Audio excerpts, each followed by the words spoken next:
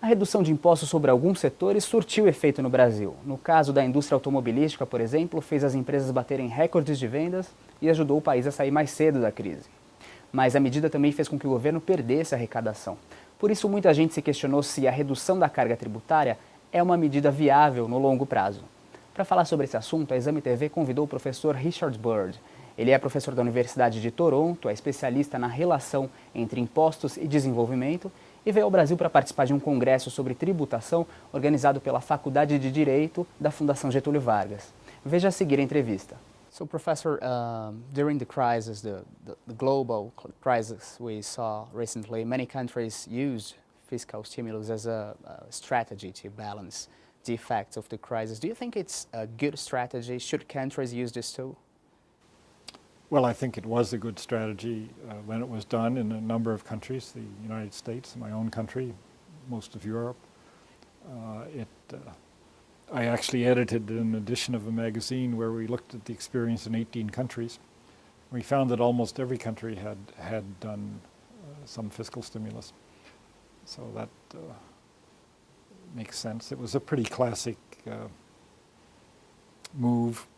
Demand falls, government increases flow of money into the economy, people spend again a little bit, and prevents the decline in employment. That was the idea.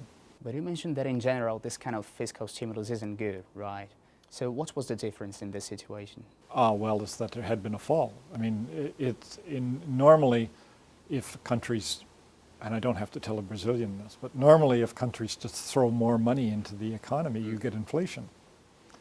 In this case, prices were actually stabilizing, and in fact, in a few countries, even deflating a little bit, not much, mostly stabilizing. And when prices start to decline in consumer goods, then it backs up into the whole economy. People stop investing, inventories are run down, it goes right back to the base of the economy. And so consequently, to offset these drastic effects throughout the economy, governments put more money in, and that made a fair amount of sense at the time. The question now of whether you should continue to do it, that's a different question. Most countries are now at the stage where they're thinking of how to sort of get out of this without making the opposite mistake and beginning to put too much demand in the economy and bring about inflation. So, as you said, the question is, should countries keep doing this politic? Now, in Brazil, many people say that if government was able to reduce tax during the crisis, it would be able to reduce during a good situation of economy. So, what would be the way for countries like Brazil to maintain it? Is there like something countries can do in order to balance what governments, the money governments need, and also this cut of taxes in order to make economy work? Well, it depends what the government's doing with the money, doesn't it?